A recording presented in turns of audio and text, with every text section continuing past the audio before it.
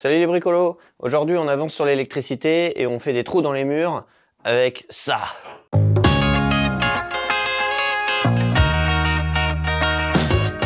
Mes circuits électriques ils vont communiquer d'une pièce à l'autre et donc il faut que je fasse un trou dans ce mur là.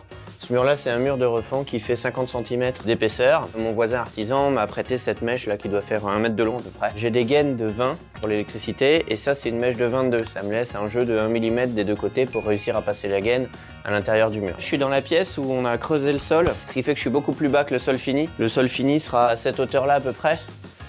Mais par contre ce qui est bien c'est qu'il y avait déjà des trous dans le mur ici. Donc j'ai une idée de où est-ce qu'il faut que je perce. Parce que je vois que là il y a du plâtre. Et donc je vais percer là où il y avait déjà un trou, ce qui fait que je suis sûr comme ça d'arriver de l'autre côté à la bonne hauteur. Je laisse la mèche pour voir où est-ce que je suis arrivé de l'autre côté. Vous voyez la mèche, elle est pile à l'angle là. Juste là. Donc là c'est très bien parce que je vais faire passer ma gaine comme ça à ras du sol, donc ce sera assez bien planqué. En plus c'est pile dans l'angle du mur, donc c'est nickel. Le mur extérieur sera enduit avec un enduit assez épais. Et ensuite, je vais faire remonter cette gaine jusqu'à arriver à la bonne hauteur par rapport aux prises. Donc ce sera bien planqué dans l'enduit, donc c'est parfait là. On fait pareil de l'autre côté. Là aussi, la mèche arrive à la bonne hauteur. Essayez toujours de garder l'emballage de la gaine et de tirer par l'intérieur. Comme ça, votre truc ne se déroule pas partout. C'est pas mal. Ici, il va y avoir un coffrage pour cacher cette évacuation. Et il va y avoir une double prise. De l'autre côté, il va y avoir une double prise aussi. J'ai juste besoin de mettre suffisamment de gaine pour traverser le mur et laisser un petit peu de marge pour brancher une prise. Mais j'ai pas besoin de faire tout le tour de la pièce, quoi. Donc je vais me garder genre ça pour mettre les prises. Je vais traverser le mur, ça va faire à peu près ça. Et puis je vais me garder pareil pour faire les prises de l'autre côté. Donc là, voilà, je pense que là j'ai assez. Ce que je fais systématiquement, quand je coupe de la gaine, j'enlève un bout de gaine supplémentaire pour avoir pas mal de fil qui ressort et je le replie comme ça à l'extérieur, comme ça je suis sûr de pas perdre les fils dedans. Sauf que là, il faut que je traverse un trou qui fait que 2 mm de plus que cette gaine. Donc je vais pas y arriver en fait avec les fils recourbés comme ça. Je les mets bien droit et je prie pour que ça passe.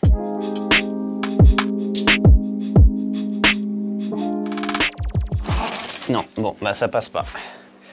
Et c'est très bien, comme ça je vais pouvoir vous montrer la technique avec le tire-fil. Je remets le perfo dans le trou.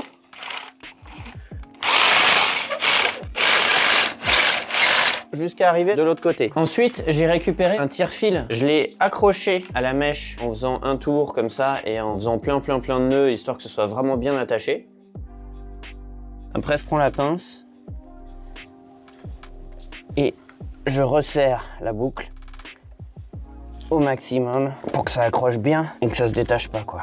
Ensuite, j'ai retiré la mèche. Je suis obligé de faire tourner parce que c'est complètement bloqué.